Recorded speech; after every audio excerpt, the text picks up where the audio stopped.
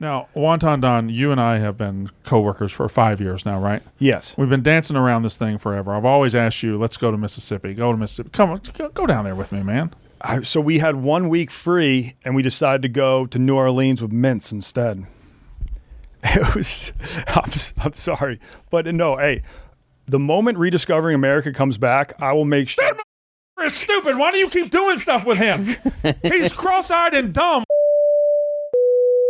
Today on Drop a Pin, we have Brandon Walker, but before we get into that interview, just wanted to let people know that the first 2 episodes of Baldstool drop tomorrow and Wednesday at 8 p.m. Eastern, 7 p.m. Central, and from then on, the episodes will just be every Wednesday night at 8 p.m. Eastern, 7 p.m. Central.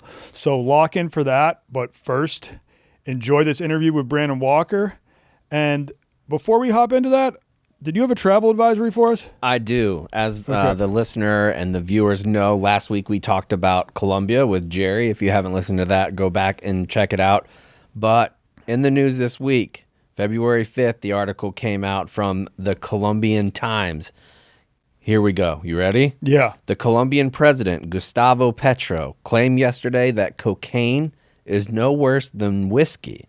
The president made the controversial statement during a Council of Ministers meeting on illicit economies and anti-drug policies that was broadcast on national television.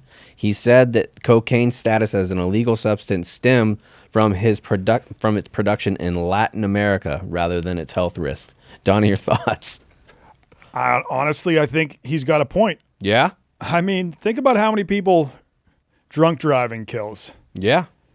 Coked out driving. Yeah. I mean, you're probably safer driving on cocaine. Probably. Super alert. No, Yeah. okay. Actually, I take that back. You disavow your own statement. Yeah, I disavow my own statement. I don't know. I bet there's a lot of maniacs that would do cocaine and start driving like 120 miles per hour. But a true statement is that, like, I think the majority of all the cocaine-related deaths that have been happening the last few years have all been the result of tainted cocaine. Yeah. Where if cocaine was legalized and you knew you could get it from a safe source, you wouldn't accidentally get fentanyl in the coke and stuff. Now, I'm sure cocaine it's definitely got to be bad for your heart, but so is drinking a ton of whiskey. Yeah, Like, for sure. Yeah, like alcohol is a poison. Cigarettes, kill millions and millions of people. They're legal. I do think just like legalized cocaine would be safer in the long run than what is going on now of all these people overdosing on bad stuff. A lot of people accidentally get meth in their coke, all sorts of chemicals. I looked up the global stats on alcohol versus cocaine. It's pretty shocking. I mean, one, because cocaine is illegal in most places. I think just about everything. Maybe not Amsterdam. They've cracked down on that. It's technically illegal in Amsterdam. I know Bolivia is the one place where I don't even know if it's officially legal, but they have a cocaine bar that you go in and you get like a shot and a gram that they serve you on a plate. Yeah, that's probably safe. Yeah. Like that's probably one of the safest spots you could get it. Here's the stats. You ready? Yeah. According to the World Health Organization, alcohol consumption is responsible for nearly 2.6 million deaths annually, accounting for 4.7% of all global deaths. Jeez. That's hot. That's way 4.7% is high. Yeah. Like, so what is that? Like 5 people out of 100 die from it? Mm-hmm. That's nuts. And then cocaine, we're only dealing with 1,100 deaths.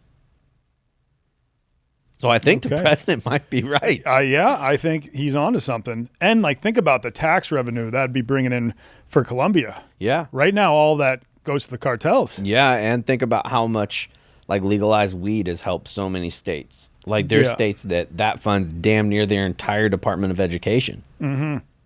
Is that happening in Chicago? Like, yeah, it's very, very heavily taxed. Yeah, it's very heavily taxed. I've heard some people say like they're kind of disappointed. They're like, I thought the reason we legalized coke is so like we'd have all this money to like spend on city projects and stuff, and like the government is still very broke in Chicago. Oh yeah, and one of Mayor Johnson's, who I think is an absolute moron, but one of his initiatives was trying to make vapes and things like that, put a tax on it. And the governor was like, dude, we're not going to profit off of people using drugs. Okay. Which I don't agree with. Yeah. Like, I think if you're going to have legalized weed, same thing with gambling. If you're going to do stuff like the lotto, make it beneficial. Yeah. Have it go back to the country. Yeah. And on that note, let's talk some Mississippi with Brandon Walker. Yeah, cocaine in Mississippi, baby. Let's go. Let's do it. Welcome back to Drop a Pin. Today we have a very special guest, Brandon Walker. Hi. Now, I was doing the dog walk draft a while ago, and we had to draft worst states in the country. Huh. And I Okay. All right.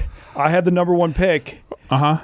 And I'll kick you in the fucking chin. I went Mississippi. I'll kick you in the chin. But I've never been to Mississippi. Then why would you? This is the problem. Because I'm a stats guy. This is the problem. Our stats are improving every year, by the way. We're up to 35 in education. Obesity is coming too. This is the problem. Exactly what you just said. You had to pick Mississippi. I've never been there. And everybody has these preconceived notions of what the state is like. And they're, oh, you know what? I felt very bad about that. Because, like, normally I'm a guy, I'm not going to judge a place. Do you like food? I've seen it with my own eyes. But just, like, it was getting ranked like very high up in terms of, like, the worst education, like, not a lot of business opportunities, obesity rates, overall health, poverty rate, life expectancy, quality of life. I got it. Yeah, they were all either extremely low or high, depending on whether it was a good or a bad stat. You properly introduced this show yet? But yeah, so today I wanted to talk about Mississippi and learn why I should give it a second chance, or just a chance in general. Do you like food? Yes. Do you like a laid back way of life? Yeah. Do you like wide open spaces? I mean, do you like trees? Do you like lakes? Do you like fish? Do you like open sky? Do you like warm winters? Healthcare. Stop. I thought they didn't have healthcare. Oh shit, it's 50th. My bad. That was a different one. No. Do you? Chaps, the economy. Not you two. The economy. Not you two. I mean, I have ties to the state. I do. I have deep ties. My wife went to Mississippi State for her bachelor's and grad school. Her grandparents are from there. Her dad's from there. But what we're not going to do is lie. On this podcast, we have an ounce of integrity. Y'all think I'm lying? I'll fucking leave. No, you won't. This is not a shit on Mississippi. It's not a shit on Mississippi, but we're not going to. You're right. They're not just 35th. You were wrong about your own state. They moved up to 30th. Thank you. It's their highest that they've been since 1932. Sounds like things are going in the right direction, don't they? The infrastructure's last. We got to get some things better. I will agree that in Mississippi, if you want breakfast, it is the easiest and fastest place to get a great breakfast that there is in the country, and it's at a gas station, without a doubt. Lunch as well, yes. Some of the gas station food in Mississippi is as good as any food you'll find in this country. It's delicious. It's wonderful. It's mostly fried. I love Mississippi, and I will not be pawed at by you two.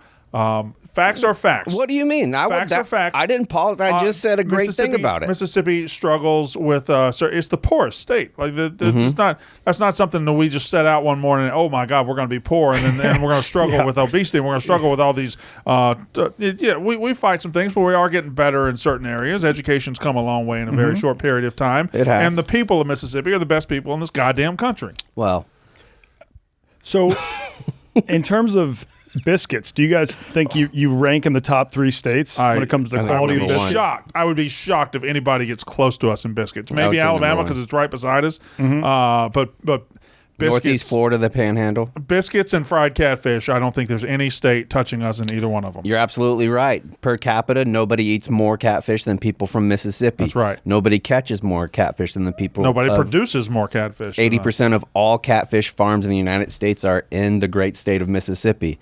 Can I tell you my favorite breakfast moment ever in Mississippi? Please. So I just got in from Texas. I drove to go to my wife's grandparents' house. We went in. It was in Pontotoc, Mississippi. Sure, yeah. We go into a gas station, and I want to get breakfast. I hadn't had like a Southern gas station breakfast in a long time, so I wanted to go to get a fat breakfast sandwich with like sausage gravy as like instead of mustard or anything. Dripping off of it. Yeah, just dripping. And so we go in there, and they have like 15 biscuits left, and I'm like, I want all the biscuits left. And a lady behind me was like, well, I came in here for some biscuits. You must be really in the mood for some biscuits. Give this boy some biscuits. Yeah. And I was just like, that is the South. You want it, but I want it really bad, so you're happy for me that I got it. You could have saved her one biscuit, though. There was 15. You couldn't have called I gave her 5 biscuits, you dicks. Yeah. Okay, all right. You had to give her some biscuits. Yeah. I mean, your hands were tied. Right, yeah. Do you guys also eat a lot of country fried steak? Yeah, we eat a lot of country fried. We eat a lot of country fried everything. Okay. Country fried steak. It was more of a white gravy place down there. I don't know what it is. Most places, but all of it. Do you guys also use a white barbecue sauce? Because I know that's what they do. That's more Alabama. All right, that's more Alabama. Now, I do love the white barbecue sauce. My favorite is Big Bob Gibson's in Decatur, Alabama, which I have family in Decatur as well. But I do like the Alabama white sauce, and you can find it in Mississippi some places, but it's not ours. It's Alabama's. Okay. Again, fried catfish is probably number one. Good biscuit, good breakfast food. Gas station food is another staple. Hush puppies. Hush puppies. Smith County is known for their watermelons. Vardaman's known for their sweet potatoes. Roadside boiled peanut stands. Oh, yes. Yeah. People that don't like, I fucking hate when people shit on boiled peanuts. I feel like it is the number one and best college football snack Chaps, you could have. I will judge an entirety of a person's character based on their feelings about boiled peanuts. If somebody says, "Oh, that's trash food," fuck you, I'm out. Yeah. Like boiled peanut. If you get an old man on the side of the road in a Dodge pickup and he's got it backed up and his tailgate's down, he's got his plastic bags full of boiled peanuts, and you get that, or styrofoam. It could be. It's going to be one of the best foods you ever had. You like boiled peanuts? You ever had them? I mean, what's the difference between boiled peanuts and like peanuts I'd get at a Red Sox game? Okay. Those are roasted. Those are roasted and okay. salted, and Yes. they're dry. These are going to be they're boiled for a while, so they're soft. Let me give it a go. Ooh, Yeah, I please. think I Boiled prefer the peanuts roasted. are southern. Have you ever had them? I don't. Even know. I have some raw peanuts at my house. I'll make some and bring them in. Yeah. The way I describe it, Brandon, is that boiled peanuts are southern edamame. Very, very close. And they're just the texture of them is better. That you can eat more at a time. And I have tremendous respect for you, Wonton Don. You're a well-traveled man. You're a world traveler. You've been everywhere. But in this brief 10-minute window we've had together today, you've ranked Mississippi last despite never being there. Well, And I did that years ago. And you prefer roasted peanuts despite never having boiled peanuts. I must have had a boiled peanut. You've I had can to already have a tell boiled I'm going to peanut. prefer a roasted peanut. I'm sorry. I don't think you, because I can't, if I tell you what a roasted peanut tastes like. Yeah. So you're trying to envision what that same thing boiled would taste like, and you can't do it. Yeah, because it changes the roasted is taste. flavorless. But it's like with carrots. I like roasted carrots. I don't like boiled carrots. Not the same. Not even because this one, boiled peanuts you put in. So I like to do for 1 cup of water. I like to do half a cup of salt. That's aggressive. It is aggressive, and then because it sits there for a while, and Yeah. then whenever you're done, the best part about it for me is the salt that's in the shell. Yeah. So whenever you pop it, you get all of that juice, Yeah. the salty juice, and the peanut in there at the same time. And if you get a perfect one and you pop the shell off, and it has 4 peanuts and across, and because they're so much more tight. Yeah. Woo. Yeah. I think this pod got off on the wrong foot. We're on the right foot. How about this? How about we all go around taking turns saying a positive fact about Mississippi? Okay. I'll be here for days. Would you like to start? I would love to. Okay. Entertainers. Yes. It's got the highest number of Grammy winners per capita of any state in the U.S. Thank you very much. I'm going to give you a couple of names in the entertainment world. Mm-hmm. Elvis Presley. Ever heard of him? Shout out Tupelo. Oprah Winfrey. Ever heard of her? Kosciuszko, Mississippi. Morgan Freeman, the Delta. I could go on. That's 3 pretty damn good. Robert Johnson. Some heavy hitters. King of the Blues. King of the Blues or B.B. King. B.B. King's King of the Blues. Yeah, And he's also Mississippi. King of the Delta Blues Yeah. is Robert Johnson. Muddy Waters, Howlin' Wolf. Yes, from my hometown. Charlie Pride, but I don't really know Meridian. who that is. Faith Hill? I think I've heard. Yeah, I know You Faith Hill. think you've heard of Faith Hill? Longtime stoolie Bo Diddley. Really? Of course. Big time, yeah. Yeah, Faith Hill was born in Star, Mississippi. Shit. Now married to Tim McGraw. Aretha Franklin. Did not know that. She must have been born there and then went up north to Detroit. David Banner. Yes. You remember him? Real David girls Banner, get down David on the Come, floor. girl, I'm trying to get your pussy wet. Oh, Or yeah. that, let me see your drip sweat. Oh, that's the song you default to. Yeah. See, I default to real girls get down on the floor. Give on the floor. Yeah. Yeah. Real girls getting down. Yeah. Yeah, I think that's On the more of a floor. classic. Big Crit. Meridian, Mississippi. Soldier Boy. Really? Oh, Yeah, I think Batesville, Mississippi. tell him. And South- Sam Cooke, the King of Soul. Yes. So you have the King of Blues, King of Delta Blues, and the King of Soul, and the Queen of Soul. How about the King of Rock and Roll, Elvis King Presley? of Rock and Roll. We got a lot What do of you not kings. have? King of Rap? Yeah, probably don't have him. King of Rap and King of Rock? Whoever would the King of Rap be? Who is the King of Rap? Tupac? I would say probably Tupac? Tupac, yeah. One of the kings. Yeah. One of the kings. Some would say Drake because he has the most albums sold and records. All right. Now, Yeah, now that's Wonton, you say a positive fact about Mississippi. Pine Sol was invented there. That is positive. Lots of pine trees in Mississippi. We have a belt called the Pine Belt. And Pine Sol smells great. It does. It really does. Even pine sol, the actual presence of it denotes that there was something dirty here. But once pine sol is taken over, it smells wonderful. You have pine and lemon together? Oh, man. Yeah, That's clean. Pine itself is just a wonderful smell. Sure is. Yeah, I wouldn't expect so many pine trees down there. A lot of pine trees. All right. A lot of pine trees. See, now where I'm from is West Point. We're getting deep today, boys. Yeah. Where I'm from is West Point. So I'm from what's called the Black Prairie of North Mississippi. It's a lot of open fields for soybeans, corn, and stuff like that, but it's a lot of woods too. Now down like around Hattiesburg and Laurel, it's all big piney woods and stuff like that. All of it. Why is it called the Black Prairie? I think because of the composition of the dirt and the soil. Okay. Yeah, it's not people related. Okay. Okay. I'm not hosting the show. I don't know. Chaps, do you have a positive fact? I have a big positive fact. Okay. Best pussy I've ever gotten is from Mississippi. Hope your wife's not listening. It's her. Oh, yeah. Shit. Yeah, in fact, I hope she is listening. Yeah. Yeah. No, every time I So is went, that what you say? Do you introduce your wife? This is the best piece of pussy I ever had right here. I should. I think. I mean, that's not That a is a bad compliment. That's Yeah. quite the compliment. Would I say the worst? No, absolutely not. The best. 3,400 times we're up to now, which is pretty impressive. Jeez. I know. How do you? Is your wife also from Mississippi? Yes. Okay. Yes, although she's like my kids now in the fact that we're from Mississippi, but when they were 4, they moved to. She grew up in Atlanta, All right. but they're from Mississippi. Okay. Yeah. And Some best ice cream. yeah, Mississippi State University produces some of the greatest cheese and ice cream in the world. Shout out Bops. Eat 'em cheese. Bops. Yes, Chaps. Fuck yeah. Frozen custard at Bops. There's one in Tupelo. There's one in Starkville. My God, it's good. Give me a Yep. strawberry banana concrete. Oh, they're so good. They're so good. I mean, the food really is like the star of the show in Mississippi. I have one more unfortunate fact, and I wasn't going to bring this up. Yeah. But per capita, the lowest IQ.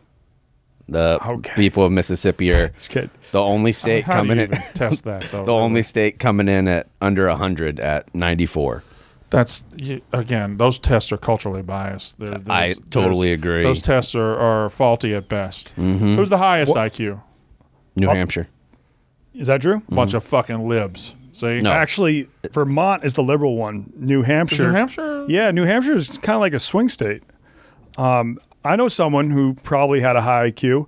The first person ever diagnosed with autism who was from Mississippi, Donald Triplett. It's Massachusetts, sorry. Where did you where'd you get your facts? No, Donald Triplett. Where was he from? I don't know. Forest, Mississippi. Forest. So that's down on I-20 between Meridian and Jackson. Beautiful place. Now, he was the first person to be diagnosed as autistic, but I'm sure. It wasn't the first artist. Yeah, there must have been autistic people. Yeah, Isaac Yeah. Newton would for like the a word. Yeah, I for mean, the Ben past, Mintz's family's from there. Yeah. I don't think all of a sudden we just started having autistic babies. No. Yeah. No, Okay. they just called him Mintz. This is something I wanted Decades. to ask you about. I wouldn't even call Mintz autistic. They just call him retarded. Your words, not mine. Yeah, dropping R's. Well, Trump's Oh, president sorry. again. Just bleep Yeah. that for me, would you? Okay. Whatever yeah, your name is. Yeah, sure. That's Sam. I wanted to ask you about His this. name's not Sam. Yeah, it is. Goldfinger. Oh, yeah, okay. Never heard Goldfinger. you called Sam in my Yeah. life. All right. So it says that the sport of modern stickball was invented in Mississippi. Choctaws, yeah. Now, is that just baseball played with a stick? I don't really know, Donnie. I know that they still, to this day, they have two things called, they have the Neshoba County Fair, and then they have the Choctaw Indian Festival, which Choctaw Indians run the reservation. They have a reservation down around Philadelphia, Mississippi, which is where Marcus Dupree's from. But they have a reservation down there, and every summer they'll have the Choctaw Indian Festival, and stickball is a big part of it. Oh yeah, and it's actually nothing like baseball. No, it's way different, and I think games can go for days or miles or something. Like it's very long. It's not baseball at all. It's more like probably modern lacrosse, I think. Yeah, it's a full contact game played by indigenous people using sticks and balls to score points. Players use sticks to hit or touch a pole to score points. Yeah, something like that. Yeah. This is interesting because I knew all about Native Americans inventing lacrosse. I knew nothing about stickball. Yeah, all I know. The only way I know about it is when you go to that festival. Wow. And I think it's in conjunction with the Neshoba County Fair. Might be going concurrently, maybe not. Maybe I'm making that up in my head. But they'll be playing this for hours and days. It's just forever. Yeah, it looks very much like lacrosse. Yeah, with just a smaller net. Yeah, the Choctaw Central girls basketball high school powerhouse. So they won a lot of very athletic group of people down there. Tim McGraw was half. I mean, Choctaw. It looks like they're playing with a ball that they got to throw in a goal, but here it says it's half Cherokee and Choctaw. They use sticks to hit or touch a pole. Baby was a Chippewa. Yeah, she was one of a kind. Yeah. Best pussy you ever had. Yeah, it was. Wonton, what's the best pussy you ever had? He shared with this Israeli girl from his in Shanghai. Yes. Where I met my wife. Yeah. But yeah, I got to get to the bottom of stickball because it says you actually score points by just hitting, by touching a pole to score points. So you like have your stick and you have to hit a pole, but it looks like they're playing with a ball that they're just throwing into a goal. Well, I think that's modern. That right there is just stickball. Yeah. Stickball's a name for the sport they play. Stickball's also a name for just the bastardized baseball that people play in the streets. So I don't think that's... Yeah, because at first when they were like, Mississippi invented stickball, I'm like, oh, you invented playing baseball just using a stick? Like, that's just baseball for poor people. Yeah. Who don't have the right equipment. You go watch the New York Yankees and you come home... Buddy, have I got an idea for you? Yeah. Where's a broom? Listen, no, we don't got any bats, but I'm pretty sure we could do this with a rock and a stick. Today's episode of Drop a Pin is brought to you by our friends at Blue Chew. You can have some better sex with Blue Chew. Blue Chew is the original brand offering chewable tablets because sometimes you don't want to swallow even when you're having sex. You know what I mean? Yeah. These erection-enhancing tablets help men achieve stronger, harder, and longer-lasting erections for those sexual activities. Blue Chew is putting its money where its mouth is and offering you a free month. The process is simple. Sign up for BlueChew.com, consult with one of the licensed medical providers, and once you're approved, you will receive your prescription within days. Blue Chew tablets are made in the USA and prepared and shipped directly to your door. You can take them anytime, day or night, so you can plan ahead or be ready whenever the opportunity arises. Yep. The best part, it's all done online. That means no visits to the doctor's office, no awkward conversations, and no waiting in line at the pharmacy. We can all relate to wanting to feel more confident, especially in the bedroom when your pants are down and your pants are off, and Blue Chew can help. Make your life easier by getting harder and discover your options at BlueChew.com. And we've got a special deal, Donnie. Oh, yeah? Yeah. Your first month is free at Blue Chew. Visit BlueChew.com for more details and important safety information. And we thank you at Blue Chew for sponsoring this podcast. Get bricked up. Get that dick hard with Blue Chew. Yeah, and like that's not a conversation you really want to be having with a doctor face to face. No. I mean, who knows? They could be a fan of this podcast. Yeah. And then you got to say like, oh, I need some help in the bedroom. So it's a lot easier to do it online with Blue Chew. Exactly right. Go get some Blue Chew today. Let's hop back into the pod. This is George W. Bush, and you're listening to Drop a Pin. Now, Wonton Don, you and I have been co-workers for 5 years now, right? Yes. We've been dancing around this thing forever. I've always asked you, let's go to Mississippi. Go to Mississippi. Come on, go down there with me, man. So we had 1 week free, and we decided to go to New Orleans with Mintz instead. It was, I'm sorry, but no, hey, the moment Rediscovering America comes back, I will make sure. That motherfucker is stupid. Why do you keep doing stuff with him? He's cross-eyed and dumb. Why do y'all keep doing shit? Nobody wants to watch him. Do you see what Fuck! He's not even from Mississippi. He's from Louisiana. He doesn't know half I know. Come to the sip, baby. We found that out. No, I guarantee you, if Rita saw Yeah, I bet it fucking sucked, didn't it? it was Yeah. it's rough. Yeah, it was rough. 'Cause there's nothing going on up here. Bang, bang, nothing. Mincy took me to some great restaurants in New Orleans. That guy knows how to pick He a took restaurant. you to his fucking friend's restaurant and let him eat for free. That's where he took you. no, He took him to Hurricane O'Reilly's. Did you get you a hand grenade? no, he's off the booze. He knew some great places to eat. He didn't have to pay for it because it was a work trip. We could expense it.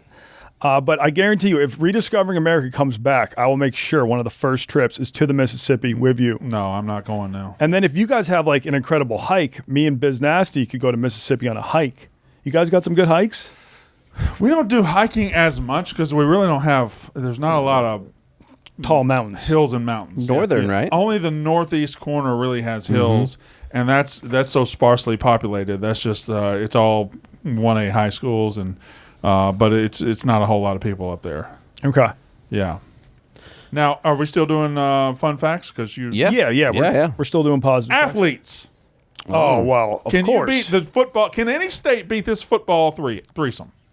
Jerry Rice, the greatest receiver to ever live. Walter Payton, arguably the best running back to ever live. Brett Favre, quarterback.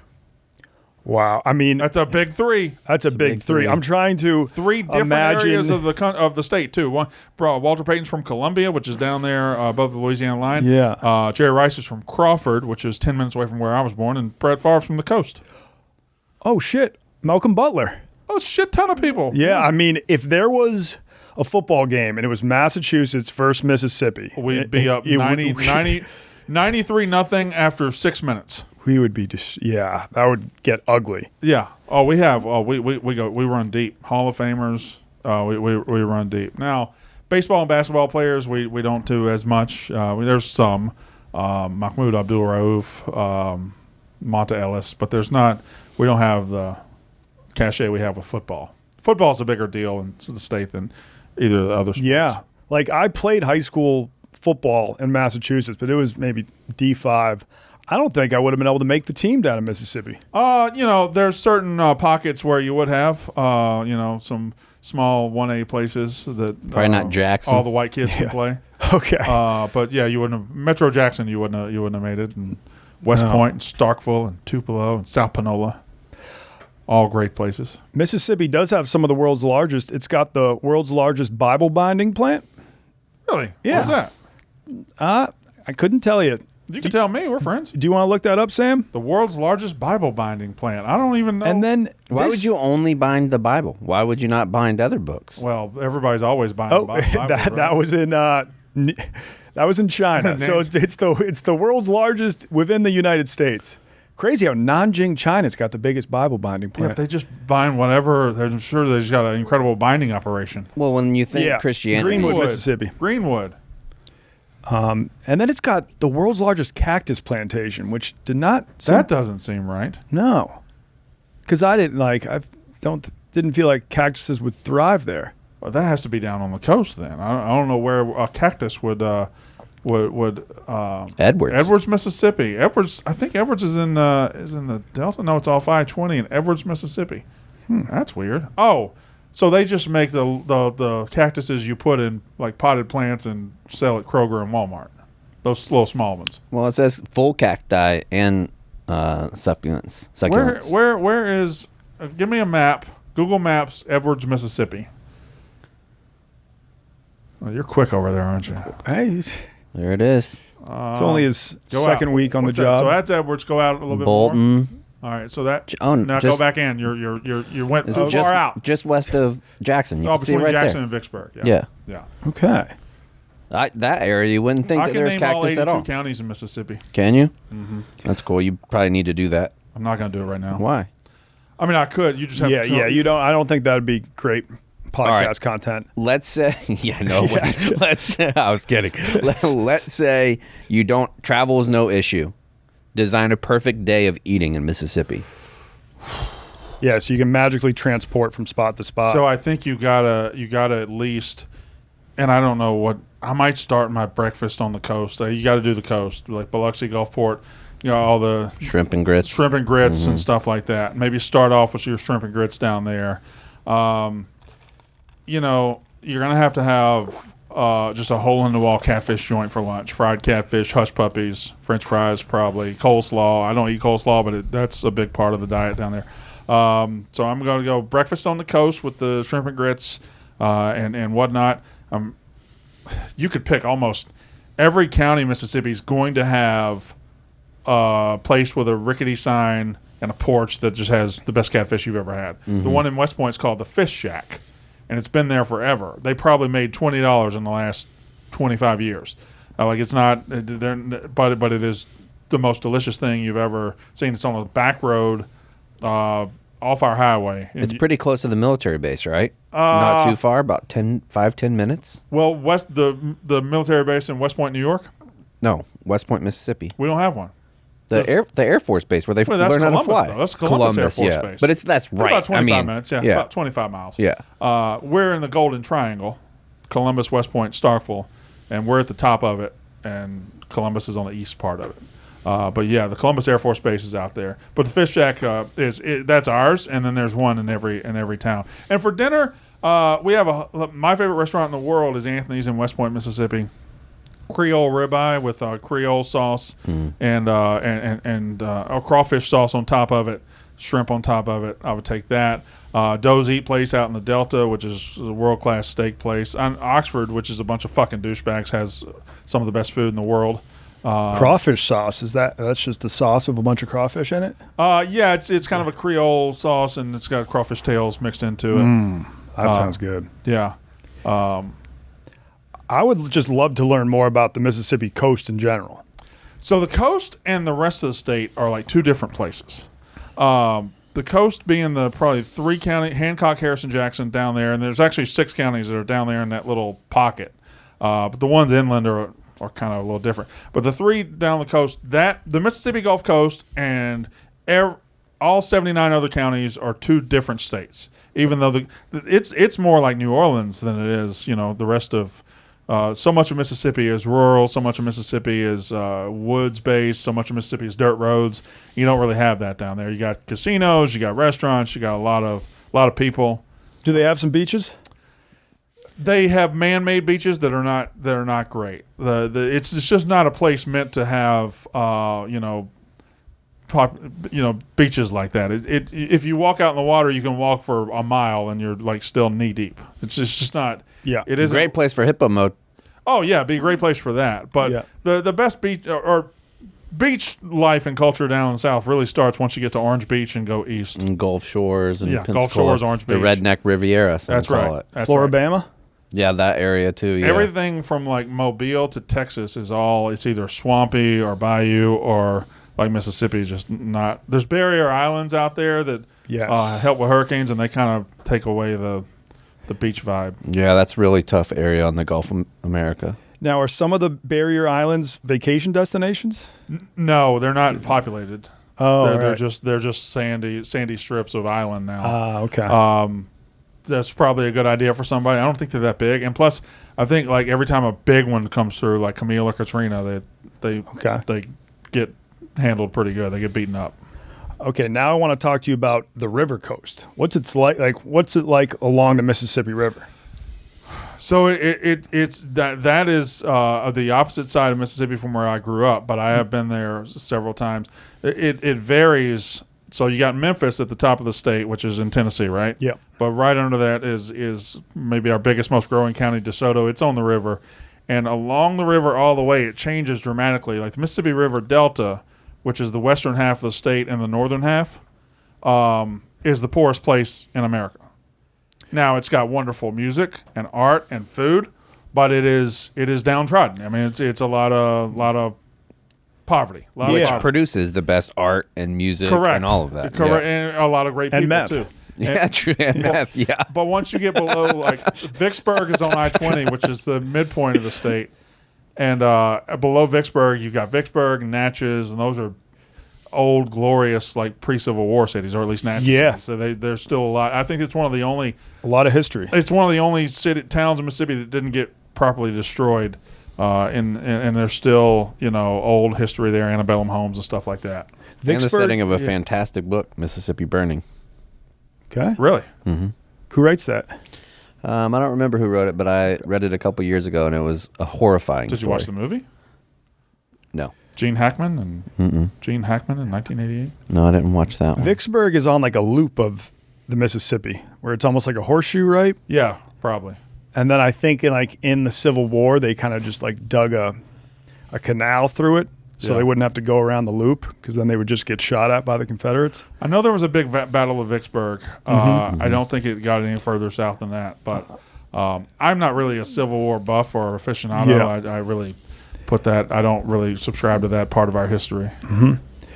Now, I know like you wouldn't be swimming in the Mississippi, but they'll have steamboat casinos or things like that? Oh, yeah. Yeah. Okay. I know Natchez and Vicksburg have casinos that just have to be, like they're parked there, but they have to be floating on the water to be legal gambling places. I don't know what the legality of that is. And I think they can't even dock their, like a lot will have from the dock to the boat. Yeah. They're not even allowed to have like a little ramp, because if it gets attached to the land at any point, then it's like a casino. It's 100% floating. Yeah, but then they give it like international waters essentially in the Mississippi. I don't know how they get away with it, because the ones on the coast are just on land. I mean, they're not. Yeah, I don't floating. get it either. Yeah, so, it doesn't make a whole lot of sense, because like Biloxi has a ton. Biloxi has a ton, and then the ones inland, like there's one up in the ones in Tunica. They're not all floating. Yeah, some of them are, but. And then there's the one in Philadelphia. There's 2 casinos there. The Indian casino, the Native American casinos they're not, but they're on the reservation. They're kind of on. Yeah, that's different. Yeah, not federal land. Yeah.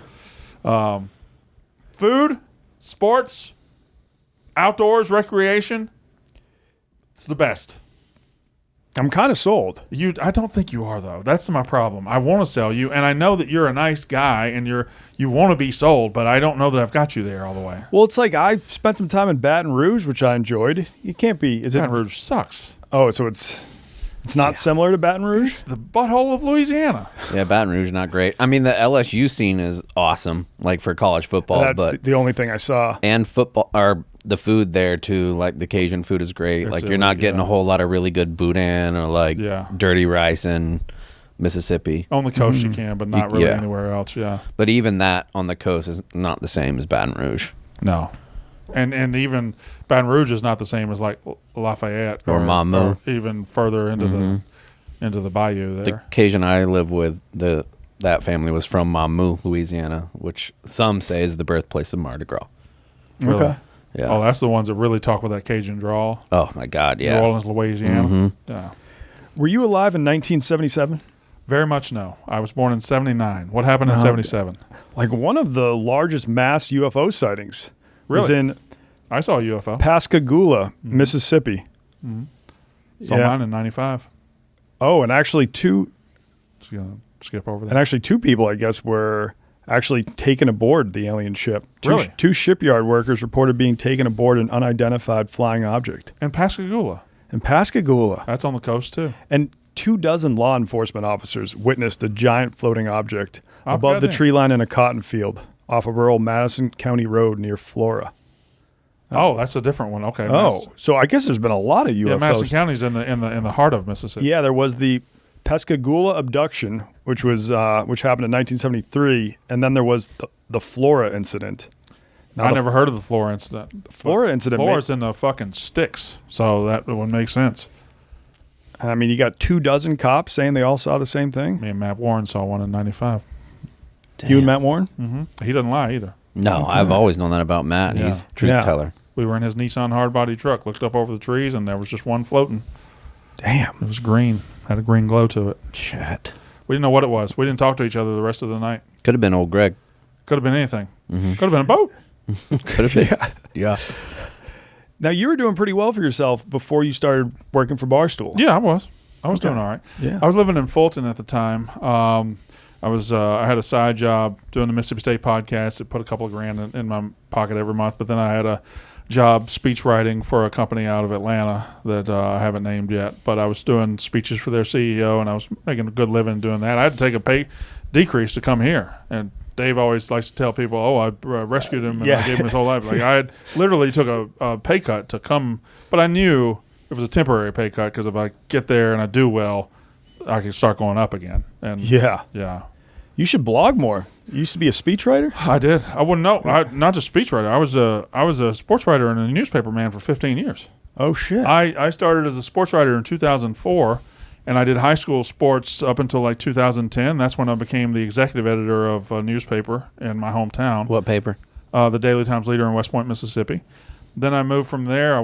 Got back out of the state. I went to the Northwest Florida Daily News as a sports editor, and I ended up doing a couple years of sports and then wanting more money, so I became the executive editor of a paper in Cartersville, Georgia, and Martinsville, Virginia. So I've been all over. So I've been the editor, I've been the writer, I've been the workhorse, I've been all of it for newspapers. How did you get so good at writing when most people in your state don't know how to?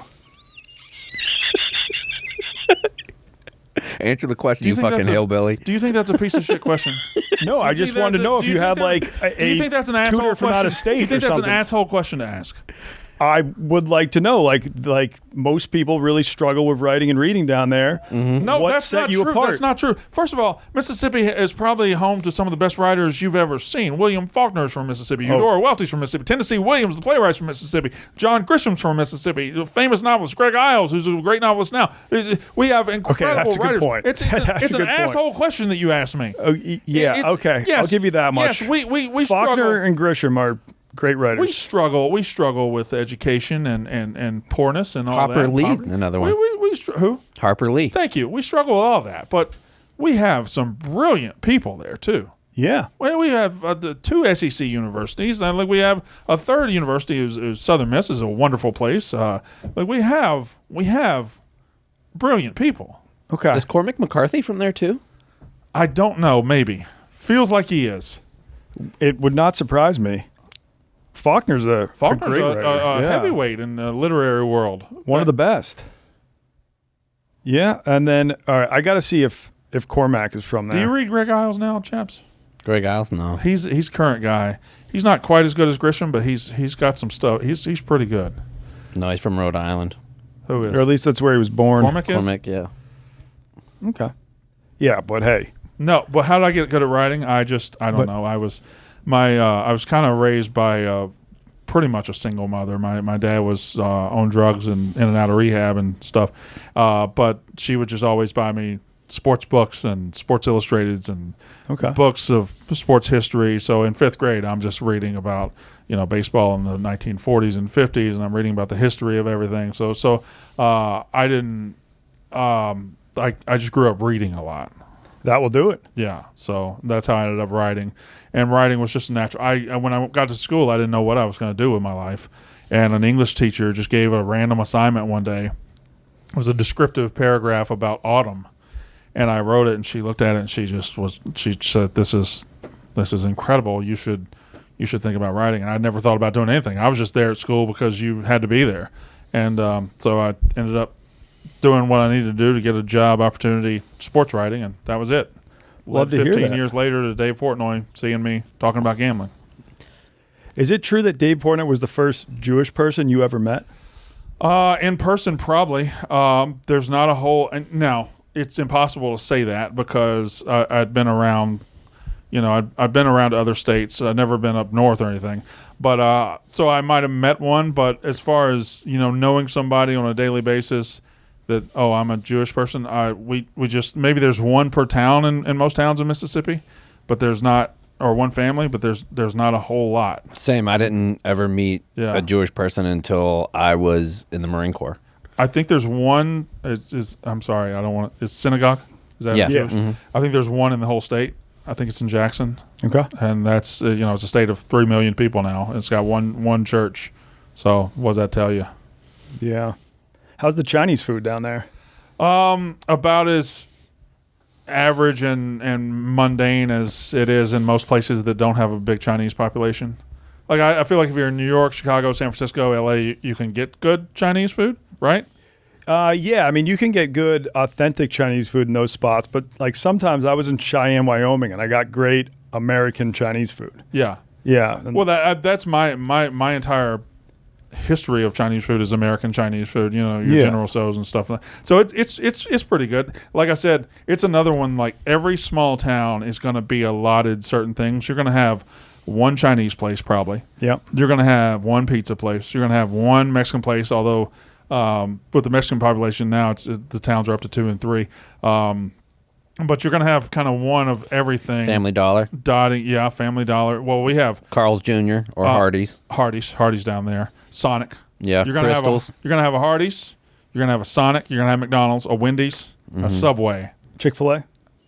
Those are coming on, but you got to be in the bigger population. Piggly areas. Wiggly still has a presence. Piggly Wiggly's still there. Yeah. Never been to a Piggly Wiggly. Oh yeah, it's a good time. Yeah. If you want to get buy one get 3 free pork chops, that's the place to go. That's exactly right. Yeah.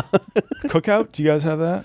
It is getting there. I think it's in both college towns. Starkville has one, Okay. Starkville got one about 15 years ago, and I just remember thinking, let me try this cookout, and I went there late at night and spent $14 and ate like a king.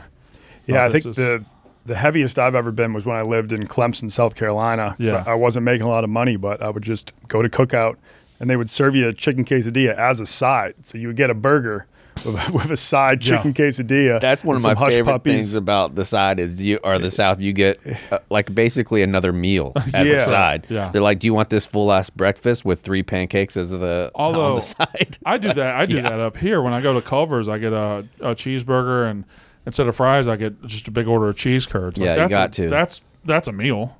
Cheese curds. I heard you say that you don't eat coleslaw, but I then don't. like, how are you getting your vegetables? Or do you just Fried okra. So it's mostly garden vegetables. Like in the summer, fried okra is one. That's a serious. fried okra's good? Fried okra's Great. delicious. We probably do that as well as any state too, although not a lot of states do it. Fried okra's good, but like summer, you get the corn right out of the garden, the sweet corn. Yep. There's nothing better. You know how they make it down there, where it's just, oh my god, the sweet corn, the peas, the butter beans, all the field peas that you can grow down there. Yeah, field peas. I think field peas might be. It's so unbelievably underrated. Yeah. Like you have that, you cook it with a little bit of ham, a ham bone, A little bacon too. a little bacon, salt and pepper. Yeah. It's just so good. Yeah. That you put that with the rice, the pepper juice, the vinegar with the little banana peppers Right. on the other, That's right. pepperoncinis. Dump that over the top with a little bit of ham, some red eye gravy going on your rice too. And you don't worry about what touches on the plate because everything's coming everything. together. And if you're a real man, you fucking put it all together anyway. That's right. Yeah. We got a lot Field of peas. like my Yeah, so field peas are like they're snap peas, That's but they're a right. little bit different than Yeah. regular snap peas. So they'll typically be about 4 inches long. They grow everywhere in the South. Like the super sandy soil really helps them. Yeah. So, they're great. They're super flavorful. And, it's really a staple of the South because almost any yard will grow them. So we grow up doing that. We grow up, going to your grandmother's house or even at your house. You just in the summer you have to shell peas. Sitting on the porch in a white bucket. and your fingers will be green and purple. But you just take the string out, pull it, and then bring them out. Or just there's snap peas too that you snap and dump. But it's and old ladies can do it like that. like that. Yeah, like that. And summer is just so much about canning tomatoes or jarring tomatoes or doing the field peas or putting stuff butter up. pickles. Yeah, yeah. Canning, You know what my daddy used to eat all the time? And That was Mississippi as fuck. yeah. Because once you start talking about it, you bust out like my nana, Yeah. my daddy, my mama. You know what my daddy used to eat? Tomato sandwiches. Yeah. Every summer, my uncle Donnie's the greatest tomato grower in the world. He grows, hundreds of tomato plants every year, just all over his property. Tomatoes. So my daddy would just get home from work or something. He'd take slice of bread, put mayonnaise on one side, slice of tomato, put it on there, salt and pepper the whole thing, put it together, and that was a meal. I don't too much do that, but that's a very Mississippi thing to eat. Thick slices too, about quarter of an inch to half an inch Yeah. thick. Do You're you not like 'em? doing. If it's a really good tomato, yeah, super fresh because something about. But I like- gotta throw bacon on there at least. Yeah, but then you're having a BLT essentially. Yeah. But like a actual tomato sandwich, when you put the salt on like an heirloom, a well done, like it grew in your yard tomato, the flavor is just so much more vibrant than any tomato that you get in a store. Yeah. So I feel like a lot of the things that you hear about in the South, you're like, that doesn't seem great. But the way that they cook catfish is totally different. Like the seasoning style is so different because those recipes have been passed down from generation to generation to generation legitimately. I think the South does that way more than people in the North do it. Yeah, I mean, fried green tomatoes I never had until I lived down south. Did you love them? I do love them. Yeah. And like one fried green tomato on a bacon, egg, and cheese biscuit is delicious. Oh, I mean, because you really don't have a grandma if you didn't get passed down a grandma's recipe. yeah. Oh, that's one of the things that we do when old people die is, especially the grandmothers. It's a big deal who gets the cookbooks, who gets the stuff that they left behind as far as their cooking utensils and everything they got. It's a big deal. Yeah, and they still will keep like the recipe secret. Like if you're the one that gets it, you're not really supposed to tell other people how to do it. My great grandmother was born in 1918, and her big thing in our family was she made for every Thanksgiving and Christmas she made her noodles, or made her pot of noodles. It was just noodles and however she seasoned them, but it was she made it a certain way in the family, and she died with that recipe. She died with it. And because a lot of them will say, like Southern grandmas will say, we're not going to give you the recipe, so you keep coming back. Yeah. Like if you, my favorite dishes, you got to come to my house to get them, otherwise you don't get them. Yeah. So then whenever they died is typically whenever they would pass on those recipes so that tradition can continue with somebody else. Because food is what really brings, like you don't have, I feel like a family reunion in the South, it doesn't even really revolve around the family. It revolves around what the family likes to eat. That being said, question for you, what's if you're sitting down at a Mississippi family reunion, what's the number one dessert you're going to get? Banana pudding. Exactly it's right. It's not even close. Exactly it's not right. even fucking close. Not and I got made close. fun of when I was when I started here. I think the first time I ever talked to Dan on camera, he's like, "What's your favorite dessert?" I said, "Banana pudding," and they laughed. Pudding? No. Banana pudding ain't pudding. Right. I mean, it is, but banana pudding is its own thing, and it's Yeah. the number one Southern dessert to me, and the number one Mississippi dessert. And when you go to a potluck or a church supper or a family reunion, Dinner on the grounds is what they call it. yeah, or any of that, every grandmother is going to be competing with her banana pudding, and banana pudding's the best. It's not a Southern meal to me if it doesn't end with banana pudding. Yeah, banana pudding casserole. Have you ever had it? I think you have because Megan Making Money brought it in one day. Yeah. So for those She makes a listening, pretty good one, too. She does. Like for those listening, you do have your very typical banana pudding, but it has chunks of banana that are banana sliced. Then it has vanilla wafers that are inside of it. And then if you're really good, right before you're going to serve it, you crunch up some more wafers and you put it on top. So then the texture has a variant as well. So good. Yeah, it's the best. And then some Cool Whip on the top. Magnolia Bakery in New York has sort of made it cool for Northerners to eat banana pudding. So when I got to New York, somebody said, "Hey, go to Magnolia Bakery, try the banana pudding," and I was like, "No, I'm not going to do that. I'm a Mississippi boy. I'm not going to try." But the Mississippi is the Magnolia State, so that place might have Mississippi ties. I don't know. I'm sure it does. I eventually went there. It's fucking good. Yeah. They know what they're doing. Hill Country, too. So you've had it there? Yeah. It's really fucking good. Yeah. Yeah. Top notch. I do wonder if it would make sense that Magnolia Bakery would have Mississippi ties, but I never looked into it. Do you want to see again, I can't if read. Magnolia Bakery was founded by a Well, Mississippian? Magnolia Kitchen is like Chip and Joanna, and they're from Waco, Texas. Yeah. Well, they're a bunch of posers. That's true. That is very true. Oh, there's one here, too. Oh, there is? Yeah. Yeah. And then they also sell these kits where you can make it at home. I've done that a couple times. It ain't. I mean, it's not rocket surgery as far as making it. It's just kind of the care you got to put into it. My mama likes to serve it warm. What else would But you then say? it's also good cold. What was another dessert from that area that you like? Jennifer Apple. Oh, yeah, I'm a big pecan pie guy. Yeah. Love pecan pie as The well. largest pecan orchard in the world is in Mississippi. I would think so. let's go. We got a lot of pecan trees. My little yard where my house is, I share it with my uncle. We probably have 10 pecan trees just on our 7-acre property. Did you ever have to pick those up when you were little? Oh, The that was fucking one worst. of my. So I had two jobs when I would go to my grandfather's house. I would number one is I would crush.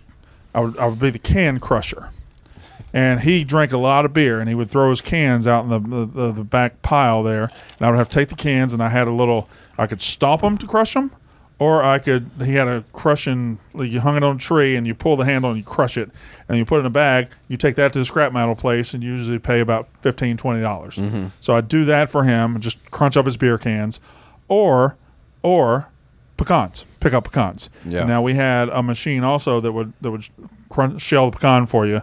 You just put it in there, and pull back the lever, and then the good part would fall in, the bad part you just throw away. Yeah. But a lot of pecan picking in my life, a lot of it. Just usually, I guess the fall, it would kind of come down. Yeah, it's like October. Yeah. Early October time. Yeah. Like right before it starts getting really cold. That's right, and just put them in a bucket, and just we had pecan companies in town where you'd take your buckets and they'd weigh them out, and then they'd pay you based on it. We had a lot of ways to just use whatever we had around the house, take it somewhere, and they'd give you a check for $20, and we thought we were living. Now, I hate to bring up something that could be contentious based on how we started here today. Right. Can we get into worms? I'd love to get into worms. Tell us about your worm farm. So this really was only a thing back right when I was like 2, 3, 4 years old. But my grandfather, that same property, we had a big barn and we had a dairy barn. The big barn just housed all the equipment and stuff. And then the dairy barn, we had actually the big barn had this. The dairy barn, we had a little trough for things, so for liquids to come through and everything. Anyway, in the big barn, we had, my grandfather was selling rabbits at the time and worms for fishing. Mm-hmm. And what he would do is you had topsoil lining both walls. I think there were 3 rows, one in the middle and both walls. Topsoil with worms. And you would have cages suspended above them, and that's where you raise your rabbits and everything. Mm-hmm. And the rabbits would do what rabbits do, and it'd fall down and circle alive and everything. And we just had we would put them in, would scoop them up, put them into styrofoam cups, close it up, and those were worms you would sell for catfishing and brim fishing and stuff like that. And he did that probably until I was 5 years old. And my grandmother, she's gone. She died in 96, but she got Alzheimer's when I was 4 in 83. And I think that probably shut everything down when she went down. But yeah, I grew up just in that barn playing with worms and rabbits, white rabbits. I mean, for a state that has the lowest IQ, the resourcefulness. Yeah, the ingenuity is like they'll have farms, like hog farms around, pig farms, where they will be elevated, and those will have like small holes where the hogs will shit, and that shit falls through, and it goes to a level where there's like chickens and hens, and there's still enough nutrients in the pig shit that the chickens will eat that, and then they will pass that through, and then down will be like compost and worms and things like that. So you're feeding one group of animals, and it's really feeding like 2 or 3 things. Yeah. Did you ever do grunting? I never did grunting. What's grunting? Where you put like a file into the ground, and then you take a stick and you rub it against, and it creates a vibration into the dirt where it makes the worms come up, and then you could just grab them off the top. But we would go, a lot of pasture land, a lot of woods right there. We would just go into the pastures, because you could pick up if there was old calcified cow shit or something, just pick it up. It's going to be some under there. And you dig a little bit around moist trees, wherever there's a lot of shade, there's going to be. So you would just go dig up the ground, till the ground, and get them like that. So that's still a useful thing that people do. But yeah, I don't have any problem with the worm farming and all that stuff. My granddaddy was a game warden. He was the head of the North Mississippi Game and Fish. So he accrued some land, and he accrued some fishing and hunting properties based on that, and he was kind of in that game, and fishing, worms, it all kind of went hand in hand.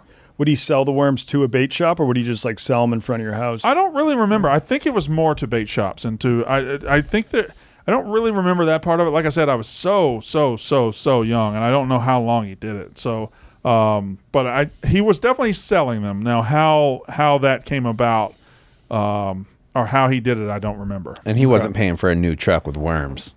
No, I think he just did it on the side. How were you at collecting grasshoppers? Were you good at it or no? I was really good at it. Yeah. I was really good at all that. So, see, my mom would have to work. She worked in Starkville, so she would literally, and when I was 6 years old, I was staying home by myself. We lived out in the country. We didn't really have neighbors. So I would stay at home by myself. And so she would wake up, she'd make a pot of beef stroganoff or a hamburger helper and leave it there, and I would come back and eat all day, and I would just serve myself. But in the meantime, we had 3 channels, so I was just out. I was just walking around I would walk down to the creek. I would find worms. I would go fishing with the worms. I would take a BB gun. I'd go shoot the neighbor's cows. Like I was just doing. That's how I entertained myself. Was just going around the woods and all that stuff. And it sounds like I'm like Huck Finn and all that, but no, this was like 1987. That's what everybody did. Yeah, yeah. Like I was telling a story the other day. Like I used to swim in retention ponds and like creeks. Like in the South, if you were a boy, you basically had carte blanche to do what you wanted to. I wouldn't dare let my kids do the things that I got to do. I was telling them I used to ride my bike off of a dock into water that we knew a ton of alligators were in, and no one cared. No, we just did. I went around so much in that little, I call it a neighborhood. It's not a neighborhood. It's just it's all spread out. But I had 3 bikes at one time. Mm-hmm. I had 3 bikes. I had a long distance bike. I had a short distance bike, and then I had just my trick bike. But I was just constantly up and down the road, up and down the road, up and down the road. Do you think that's why you wanted to live so far away from Chicago? Just so your kids could like not have the same experience, but similar. They have some land to roam around. I had to have trees. I had to have lakes. I had to have because it was New Jersey that cured me off of living in a city. I lived in the suburbs, right? Yeah. I lived in Emerson, New Jersey, which is the suburbs, but it's so close to the city. All the houses are right next to each other. You can't pee outside.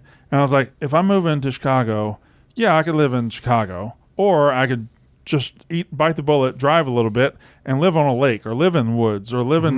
My one thing was I was going to have property. I was going to have land. Yeah. I ended up having more lake than land. I don't have like 10, 15 acres, which is what I wanted originally, but I sacrificed that to be waterfront. And my theory is, so you have 4 kids? I have 4 kids, yeah. My theory is that you kind of enjoy the long commute because it's the one time of your day where you're not responsible for anyone. Yeah. You just get to drive. I like driving. I like driving. I like being by myself, so I don't mind it. Plus, I get up so early now. I get here before traffic really kicks in. So I don't mind the commute. Again, leaving this city and turning off the interstate and going 7 miles west just past farmland and all that stuff is great for me. I love it. Nice. It's just the speed I want to live my life. Mm-hmm. And all I'm doing, I hope to make, in this, who knows what the future holds immediately for me at Barstool Sports 3925, but I hope to make enough money that 3 years from now, 5 years from now, I'm right back to Mississippi, just living on some land. Would you still want to like make content remotely? Yeah, I could do that. I just don't want to. I just want to get to a point. I'm 45, so in 5 years I'll be 50, and this is my only job where I've really been able to make money. So just trying to get back down there. Shit. Well, take me with you when you go. I want to. Donnie, we can go right now. We can leave. I mean, it's like negative 10 degrees right now. It's probably 55 down there. I would go down to Mississippi. You see the snowstorm they're about to have? Mm-hmm. The Gulf Coast, New Orleans. Mississippi's about to get hit with snow. The Gulf Coast, New Orleans, Biloxi, about to get like 6 to 10 inches this week. The South has gotten more snow this year than we have. Yeah, that's right. Insane. That's very right. Mm-hmm. They just had a big snowstorm last week. And that's a problem because I was in South Carolina when it snowed, and they don't know how to act. They can't handle snow down there. I was in that Texas storm. From a couple years ago? Yeah, where everything froze. Dude, it was brutal. Yeah. I mean, it was awful because they don't have any, and everybody's like, the South can't handle a little bit of snow. Bitch, when it gets 105 up here, everybody acts like you're dead. Come see us in August. Yeah, like it's 100 degrees every single day, 100% humidity, and then you're sweating. There's no ice trucks, there's no plows, there's none of that. Yeah, well, that was the storm in Texas. It was like an ice storm. Not for roads? No, they don't have anything. Yeah, they don't have the salt. So I drove 5 minutes in South Carolina. I saw 6 car accidents. Yeah. Yeah. Oh, I remember it was like probably 2010 or something. I was working in West Point but living in Tupelo, and I had to leave early because it was a snowstorm. And I just remember driving the hour from West Point to Tupelo, going about 20 because the snow was already on the road. And I bet I saw 30 or 40 wrecks. Just people trying to go around me and just go right off. And at that point, there's nothing you can do for them. Just good luck, buddy. Mm-hmm. We're all fighting our own battle here. Yeah. You're easily the pro-Mississippi guy in the office and one of the biggest I know. What would you change about Mississippi if you could? So clearly, I wish we didn't struggle with poverty so much. Clearly, I wish we didn't struggle with difference in classes so much. Clearly, I wish like people like Brett Favre, for example. Brett Favre was in the news last year for for being tied to a scandal where he ended up with like $11 million of welfare money. Well, how much better would that story be if everybody who went off and made the money came back and gave $11 million to the poor people down there? How much better would it be if people came back and re-upped instead of coming down there and taking? I don't know. Some of the structure down there. Now, I will say this. The government and governor we have right now are all I think they're very good, and they're pushing everything in the right direction. I know y'all kind of made fun of it a little bit, and that's fine, but we were 50th in education. No, that's fantastic. We were 50th in education like a decade ago. Now we're 30th, and that's a big jump. That's a big jump, and that means a lot for the kids that are coming along and everything. And we're still struggling with poverty. We struggle with obesity. We struggle with all that stuff. But ultimately, I haven't been to a place in this country, 50 states, where I look around and I'm like, oh, this sucks.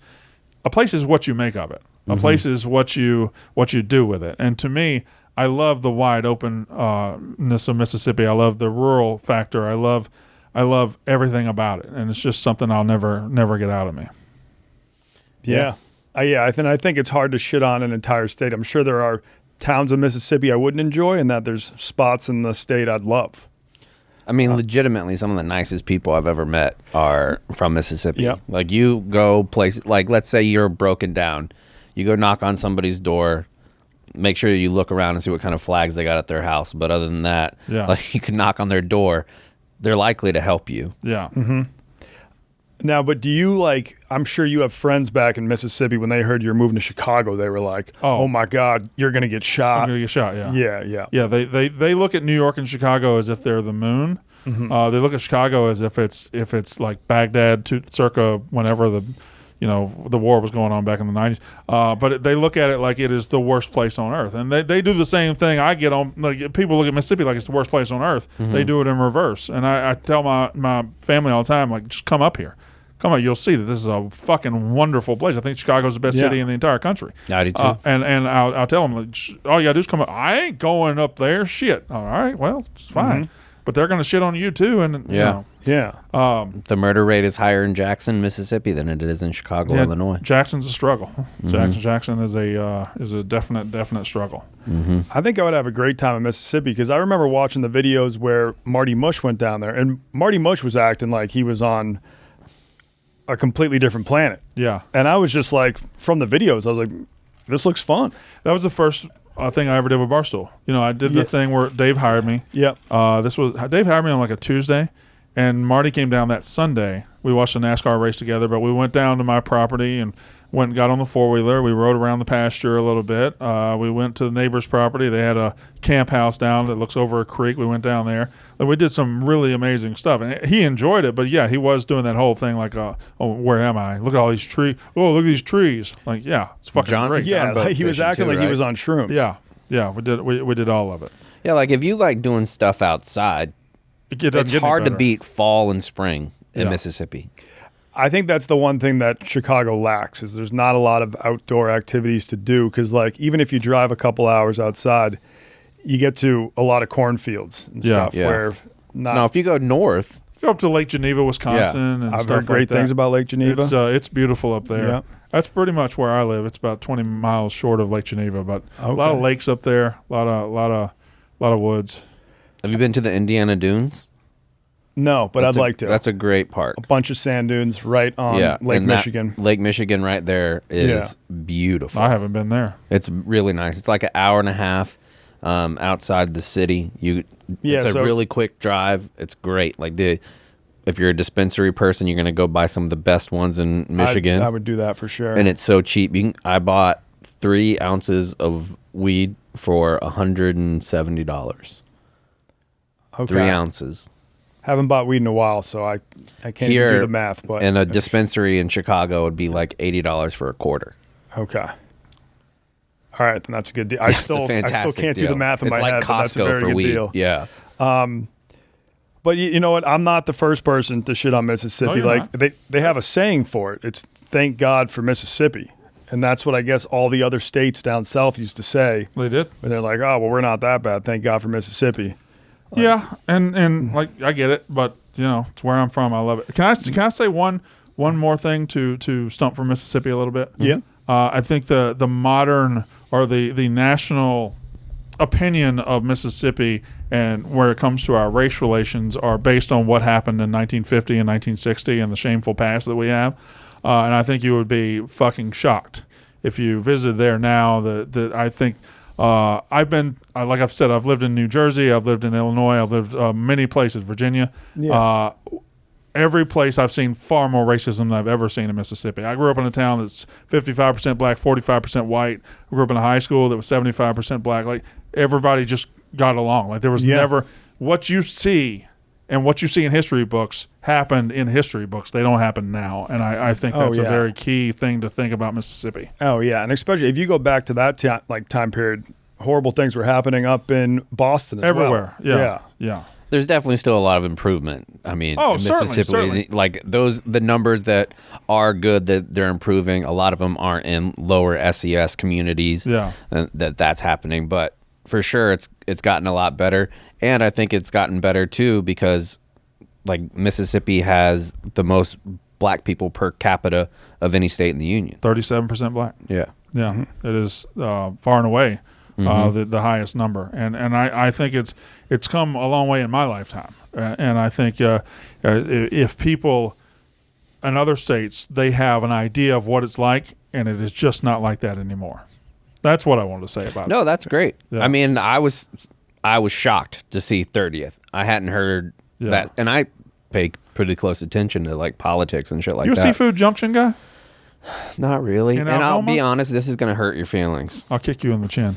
You going to talk shit about catfish? I am a little bit. I am much more of a blackened catfish guy than fried catfish. Yeah. Oh, okay. Especially if we're going sandwiches. If we're doing like po' boys, give me blackened all day.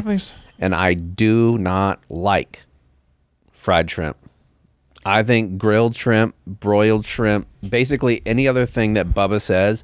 This is the reason why, Brandon. Just hear me out. I like all the shrimps you're saying, but fried shrimp are also good. Okay. They're fine. There's such like a wide variety. Like I've had horrible fried shrimp, and I've had the most incredible fried shrimp. Yeah, there's definitely going to be outliers for sure. And typically it's going to be tempura shrimp from like Japan that's coated with like a panko. Yeah. But I feel like a lot of times in the South with the shrimp, they use fried shrimp that aren't as good of quality because they're going to be battered and fried. Probably, yeah. So I feel like the batter in a lot of places is the star instead of the shrimp, where I feel like it's reversed if you do blackened, grilled, or broiled shrimp. Well, that's a kind of a key part of Mississippi cuisine. Like they fry so much stuff that the batter becomes a big deal, and then how you fry it and the method and all that. And shrimp not being like a native food to us, right? I mean, it's not like it is on the coast, obviously, but it's not.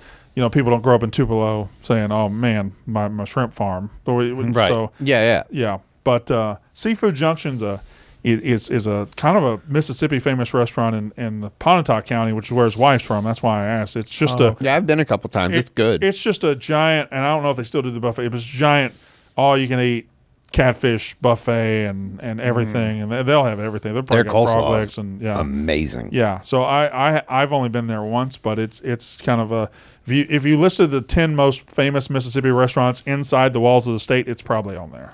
You think O'Charlie's and Tupelo's on the list? It's a fair question. It's not a fair question. What do you mean? It's not. You know, that's a chain restaurant. But it's one of the. It's one of the last Tupelo, ones. Maybe Woody's makes the list, something like that. I don't know about. Is that a gas station restaurant? No, it's kind of like an Applebee's with better bread.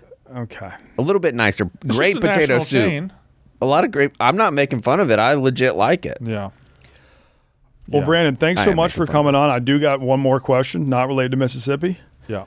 Now that you're making some money and you could travel abroad if you wanted to, Yeah. where would you go? So I got two places in mind. I've always wanted to go to Australia, and I eventually will go there. I just think it's fascinating that this place, all the way across the other side of the globe, is so much like us, and so it looks wonderful. But Italy is probably where I want to go the most. Just an Italian food guy, and I want to go. Everything about Italy looks pleasing to me and stuff, and stuff like that. My wife did. She lived in Japan for 6 months to study abroad things, so she's always wanted to take me to Japan as well. those are probably the 3 places that I would go first. And if you went to Italy, would that just be you and your wife? You probably wouldn't bring the kids? No, I'd probably just be, my kids. I'm in the same kind of boat Chaps is. Like I'm closer to the end than I am the beginning with raising kids. So I think I'll probably enter a place where I can just travel with my wife in the next 5 or 6 years. Isn't that great? And I feel like It also sucks, right? no offense, Steve. No, like that they're getting older. Yeah. Oh, I love it. I hate not having little kids anymore. Yeah, like the only thing that saves me is my puppy baby Dale. He's 6, and I walk around him like a baby and be like, shh, shh, shh, shh, and patting his back. So I do like that. But when your kids are first old enough where you're able to go out by yourself just with your significant other, it is so great. It's liberating, yeah. I think something that would shock you is that if you flew down to Australia, it's like a 17-hour flight or something, you'd land and probably meet some Brandon Walker fans. I think there's a lot of Australians that follow Barstool Sports. I've seen that. We've had a couple come stateside and like visit the Yak and stuff. But I just have always been fascinated with Australia. I don't know what it is. I love it. Maybe it was Crocodile Dundee when I was 7 that just locked me into it. Yeah. But I've always fucking loved Australia and the thought of going there. Now it is. I don't like. Before I started Barstool, I really hated to fly. I'd flown like 3 times in my life. Now I've probably flown 100 or so.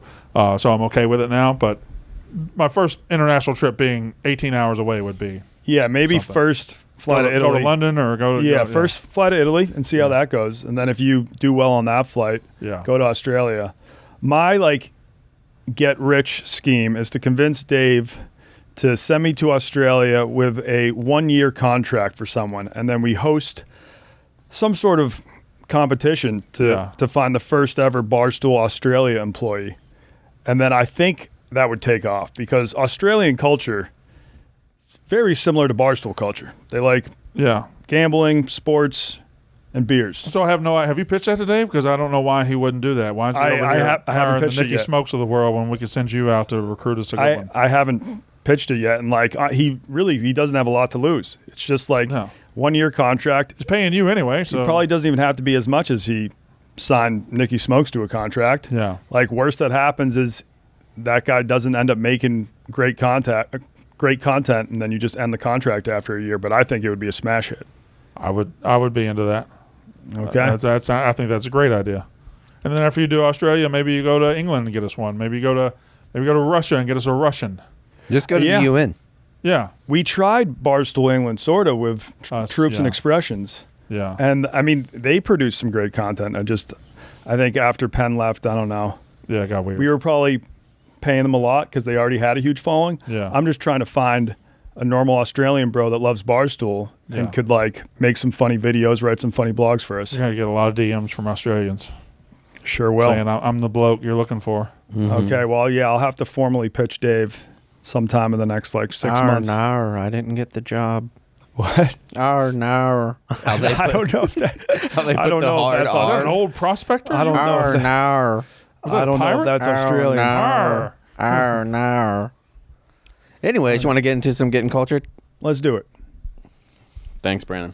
That was it for me? Yeah. Well, yeah. Drop a Pin is also brought to you by Hey Dude Shoes. I love Hey Dude Shoes because I hate tying my shoes. I love shoes that you can just slip on. If you added it all up, how much time do you think we waste every year tying our shoes and then retying them when they become untied? 3 weeks. Maybe more. Yeah. But so I strictly wear slip-on shoes now, and Hey Dude are the most comfortable. I've got them on right now. I've got on the Hey Dude boots, but their signature shoes are the Wendy and Wally. The iconic style that are the foundation of comfy at Hey Dude. It's a kind of slip-on shoe you'll want to wear everywhere, made of lightweight materials like cotton, canvas, and hemp. The Wendy is the comfortable choice for everyday wear. And the Wally is Hey Dude's go-to guy, the first of its kind. The Wally design invites breathable chambray, tie-free elastic laces, pillowy arch support, and ultra-lightweight soles to inspire hours of ache-free comfort. Beloved for the most cushioned insole ever, Wally and Wendy are ridiculously lightweight and comfortable, making them perfect for everyday use. Hey Dudes are unlike anything, so find your perfect pair at heydude.com today. Once again, I can't express how much I love these. I'm done. I'm done for life with tying my shoes. Now, Is that a promise to the listener? that is a promise to the listener. I love that. I mean, I've already gone like a solid 2 years without having to tie my shoes, you know. Nice. And especially on airplanes. Oh, I yeah. love, because I'm a big slip my shoe off on airplanes. If it's longer than about 3 hours, my shoes are coming off. And with Hey Dudes, you don't have to worry about untying and tying them. You just slip them off when the flight takes off and slip them back on when you land. Socks too, or no? No. I keep my socks on. Okay. Nobody wants All to see right. that. Jersey Jerry's going to be upset with Yeah.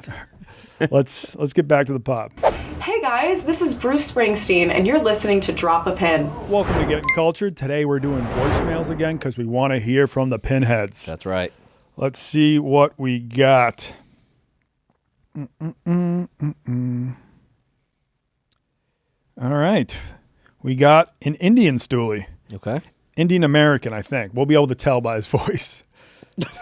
Jesus Christ. Donnie. Well, I'm just saying, if he's got it, let's see.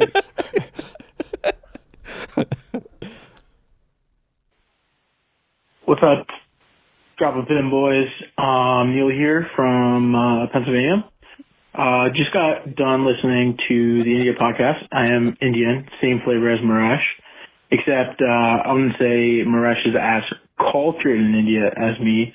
By the way, he didn't know who Mukesh Ambani was, because like that shit was like the royal wedding in India. And the fact that Sachin Tendulkar, the better nickname for him that everybody in India knows him by, is the Master Blaster. Yes, you heard me right. The Master Blaster. Okay.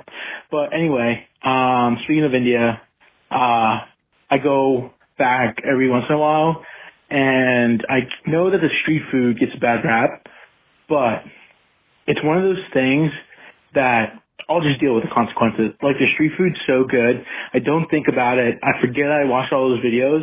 Once you put that shit in your mouth, dude, it's heaven. The street food is A1. Like, even if you go to the shittiest place you can find with wraps and shit, put that food in your mouth, it is heaven. Anyway, wanted to know if there's something that you guys did where you were just like, fuck it, I'm just going to suffer the consequences, but I'm doing this like a once-in-a-lifetime thing. And I'll shut up and listen. Great show. See you guys. Thank you, man. And yes, I would agree with you. Maresh is not a great Indian. He's not a great. He would admit it himself. Yeah, he would admit it himself. And thanks for the fun fact that. Yeah, and you're wrong. He wasn't Native American. No, I didn't mean that. Oh. I meant, is he an Indian fan from India? I was like, what a drop. Jesus Christ. No, I meant, is he an Indian fan from India, or is he an Indian American fan? I didn't was mean like, if he I was think we're going Native American. No. Not that. I wasn't asking Daughter Feather or something like that. But Jesus. Yeah, no, that was a fun fact that Mukesh, they call him Master Blaster. Mm-hmm. I'd like to know why. There was a character in Mad Max, I think, called Master Blaster. I wonder if it's, I don't think it's a reference to that. We'll find that out. Let's focus on your question. Yeah. I have had experiences where I'm like, fuck it, don't care about the consequences, but eating street food in India was not one of them. Just my experience getting E. coli in the Philippines was so traumatizing. I was like, I'm not risking that at all. So yeah, I didn't touch it. I'm sure it's good. I know Indian food can be incredible, but it was a risk I was not willing to take while I was there. A risk I was willing to take when I was in Bosnia, Mostrar. They have this giant bridge, and you can jump off it. You got to take this like half-hour safety course first, where you kind of jump off some things half as high, and they teach you the proper way to land in the water. And I was scared shitless. It was by far the highest thing I've ever jumped off in my life, like 80 to 95 feet or something. Wow. It was insane, and I was terrified. But I was just like, fuck it. I'm never going to have this opportunity again. And I was telling myself, I was like, this is it. I'll never jump off anything higher than this, but I got to do it. It's the most beautiful little village in the middle of Bosnia. This bridge is just stunning. Do you have video of it or anything? Yes, we do. Sweet. Yes, we do. And when I jumped, even after taking the safety class, the guy was like, "Ooh, he did not land well." Like That's not what you want to hear. yeah, but I was fine. Yeah. I came up and I was fine. And then my cameraman, he was like, "I got to jump too." He landed like textbook perfectly, but somehow his knee bent upon impact with the water, and he did have like some sort of like fracture in his knee. And then we were still filming for another like 4 days. He could barely walk. Fuck. He was just like filming from a chair most of the time after that. So it is very dangerous, but it's something that I just said, fuck it, and I'm glad I did it.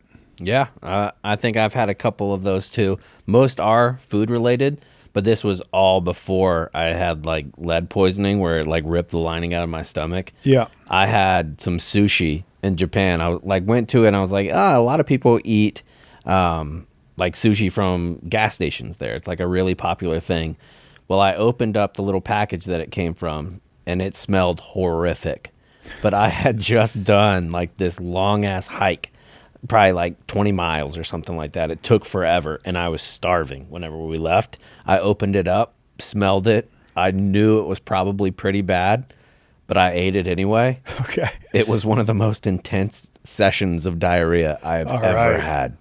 Trust your nose when it comes to sushi. And I swear to I'll never do that again. So now even at restaurants, I have a little bit of flashback, so I'll smell it really close to see if it, like while it's going in my mouth, I'll kind of be like, just to make sure it's okay. Because it really messed me up for probably like 3 days. I'm surprised that happened in Japan. I know. They just like most of the 7-Eleven sushi I've had there has been great. Has been awesome. Yeah, it's some of the best. Like just around like a quick, because it would be like $2 a roll, like $2.50 a roll, something like that. Yeah. Super cheap.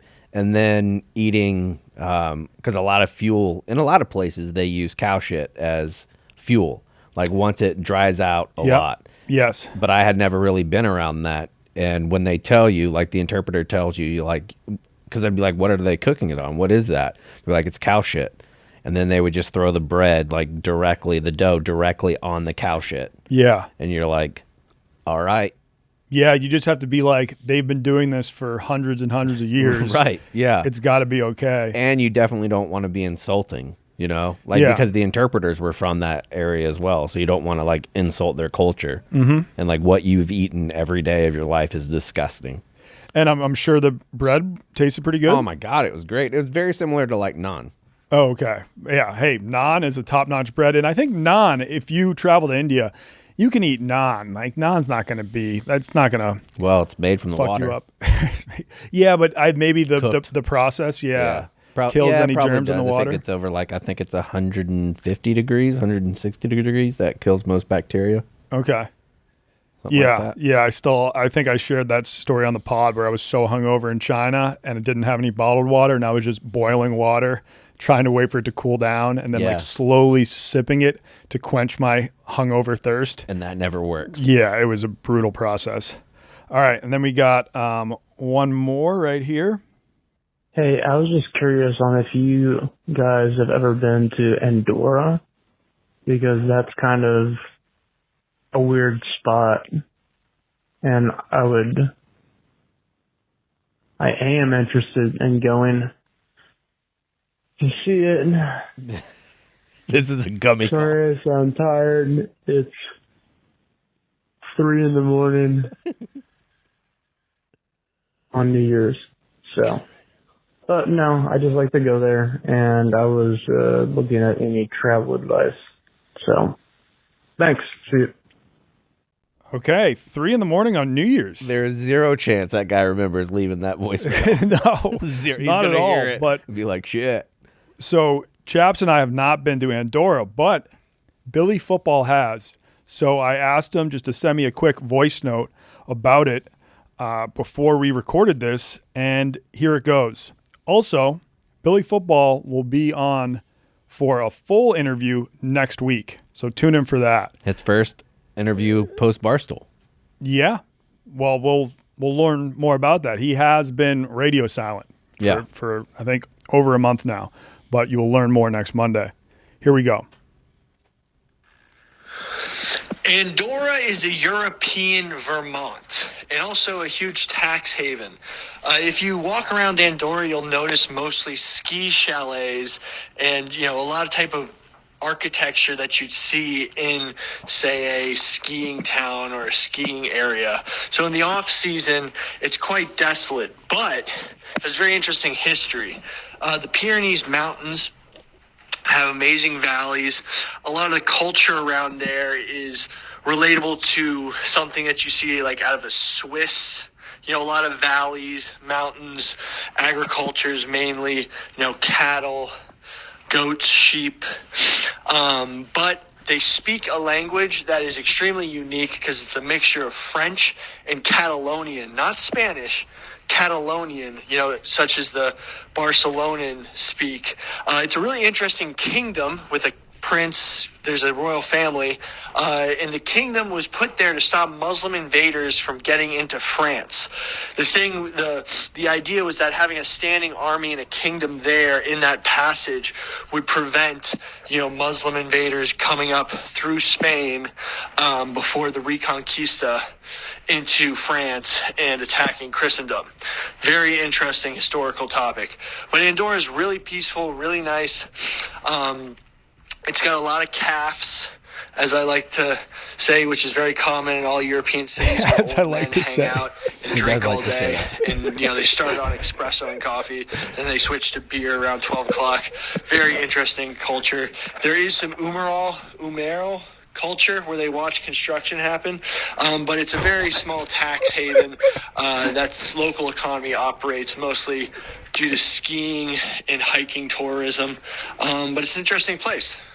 Definitely recommend driving through it, but you're not going to be able to speak French or Spanish. And if you know Catalonian, kudos to you, because they speak a dialect that, isn't very compatible with any Romance language that's commonly known. And that's Andorra. All right.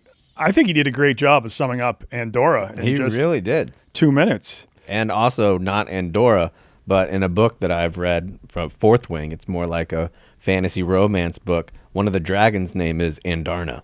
So Okay, great. she's a golden Great. dragon and adorable. Yeah.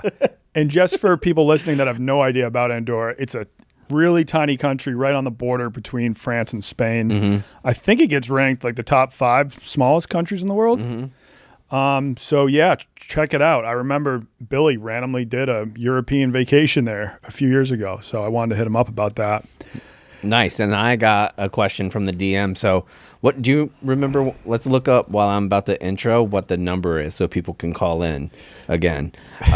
But I got a DM the other day from a lovely couple who just came back from a European vacation. And they said one of the things that they struggled with was flying back. They said that going there to their vacation wasn't as bad for the jet lag, but on the return, it was bad. And I think I agree with that. I don't normally have too much of a problem when I get to a place.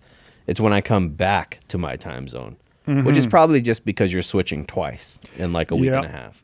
Yeah, like with China, it used to be really bad. Whenever I came back for like a week, I'd be waking up at 4 a.m, and I would wake up starving. Like I would always wake up and then just order McDonald's or Wendy's or even White Castle one time because it was the only place open. And Wait. We're not going to shit on White Castle. No, we aren't. Okay. That was here in Chicago. I don't even think they don't have White Castle up in Massachusetts, but yeah, they got it in Chicago. They got it in New York. We're not shitting on White Castle. Okay, it's good. actually a very solid breakfast, Especially if you're hungover.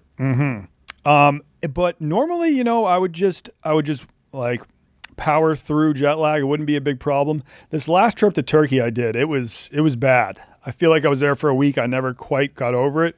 Maybe it was because we arrived and that first night I got completely hammered. So I had like really drunk sleep that first night. So I didn't really catch up on any. And then it just threw me for a loop.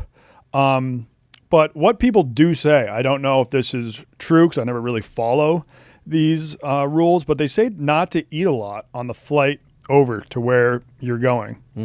And then they do normally say, like, depending on like try to go to bed at a normal time your first night. You might be exhausted when you land and you're like, fuck, I just want to fall asleep at 7 p.m. Force yourself, drink some coffee, and like stay up till like 10. Yeah, 10 at least. Fall asleep then. That will kind of put you on the right track. You know which ones I think are tough? Like Japan was pretty easy because it's 13, 14 hours ahead. That seems like it would be hard. No, I think if it's exactly opposite, it's not as bad. I think it like the most that I get it is when it's like 6 hours or like 5 hours. I feel like that's worse. Like one of my worst jet lag ever, and it's going to be surprising, was Vegas. Like coming from the East Coast and going, I don't know what it is. Something about Mountain Time Zone fucks me up. Okay. Like I had more trouble. I was more jet lagged when I would fly to Vegas than when I would fly to Japan or Italy or anywhere else. Mm-hmm. It messed me up, man. I was like, God, dude, I'm miserable. Yeah. It is. Yeah. I guess it's kind of when you're hopping on the flight, it's good to see what time it is in the time zone you're heading to. So it's like, because I always try to sleep on long flights, but I guess if you're hopping on a flight and you're like, oh, right now it's like noon in the country I'm going to, I should try to like not fall asleep for the first at least like 6 hours of this flight and then maybe get some sleep. Yeah, smart. But you got to sleep on a flight too, because otherwise those like 10, 15-hour flights are miserable. Yeah. Like on this last trip to Turkey, White Sox Dave slept the entire flight. Eddie didn't sleep at all because he was like, I'm just not going to sleep. And then boom, I'll just be on Turkey time. He had just as bad jet lag as everyone else. So I don't really know if that's the move. It didn't seem to work. No, I don't think that's the move, because then you're just doubly exhausted. Yep. So. All right, cool. Well, we'll see you next week where we have Billy Football on to talk about what's been going on in his life and to talk some Africa, Botswana specifically. So tune in for that. And not just that, we'll have John Gruden for Getting Cultured. Oh, yes. Big Getting Cultured next week. And tune in for the first 2 episodes of Baldstool next Tuesday and Wednesday, and then every Wednesday after that. There's 5 videos in total, and everyone except for one is longer than a half hour. Sweet. Cool. Peace out, Pinheads.